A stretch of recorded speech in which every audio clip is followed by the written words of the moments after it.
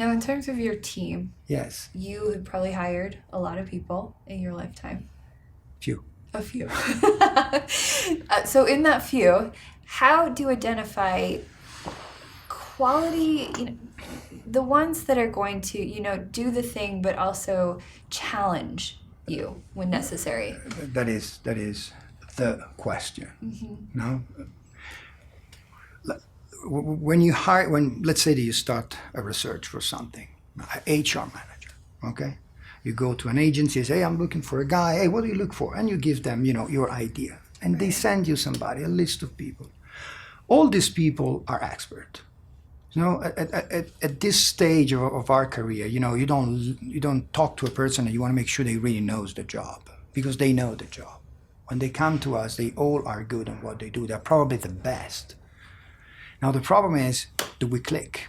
Is the right person? Is the right personality? But not just with me, because I adapt every day. I can't.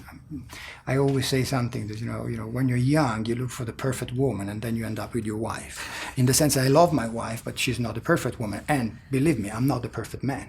But we still live together and we love each other. So the same story is when you hire somebody. You look for the perfect guy, the perfect HR manager, and you click with somebody. And then you want to make sure that this person click with the team, because you don't want to hire somebody and the guy get upset and it's done no working or maybe having a bad performance. So building the team is this chemistry. This is fantastic. Actually, it's the most funny part of my job, to try to understand people and to try to understand how can I take this person into the team and make sure that instead of having a disruption, I create value. So far, we've been quite lucky. We did mistake. And I would say that I did mistake. We have evaluated people that were not good.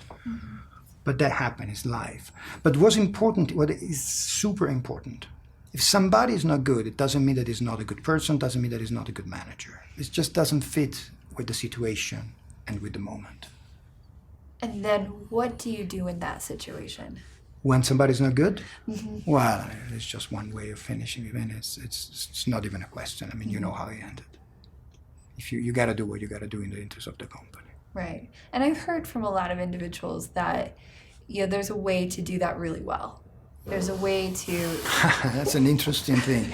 I don't know. When you break up with one of your fiancés, never be happy. No? So one of the two is going to be upset. Right. I think here is the same. Of course, you have to do it. First of all, never take it personal. Never be mean. So, and try to base your decision on fact and not on feelings and opinion, because that it gets difficult. Right. And I say, I don't like you. I say, okay, what do you mean you don't like me? If you say, listen, you did not perform well here. So when you have the discussion based on fact and based on performance, I've never seen a person say, or fighting or just fight back. It's a different story when you do a layoff. When you do a layoff, is a terrible moment, right? Because you got to go there and you got to look at numbers. You don't look, it's really probably the worst moment that can happen in a company. But it's different story. It's not telling somebody, hey, I'm sorry, it's not going to work. Right. Yeah, here at 97th Floor, we have an alumni group, alumni association, and there's a percentage of those individuals that they still show up to our activities, but they at one time were let go. I see. And those conversations, you're right, like they were in the moment upset. It usually is somewhat of a surprise, even if they're like, okay, something wasn't meshing for me, but that takes a little bit more time for them to process that. But again, if you do it based on a real reason, let me say this, then the time wash everything. I mean, at the end of the day, you don't get upset forever. Right, and the point. And listen, happened to me. It happened to me. Yeah, same. I had to leave a business. I was upset the first day, and then I said, you know what? And I'm still in good terms with these people. I think it's normal. And what I love is that, there've been, our COO does this really well, is that he reiterates again and again the value of the person. Even if it wasn't a good fit, he's really great at saying, I value you so much for these reasons. This is not a good fit. And then eventually, they almost always come back and they're like, That was the best thing that happened to me. I gotta have an interview with your CEO.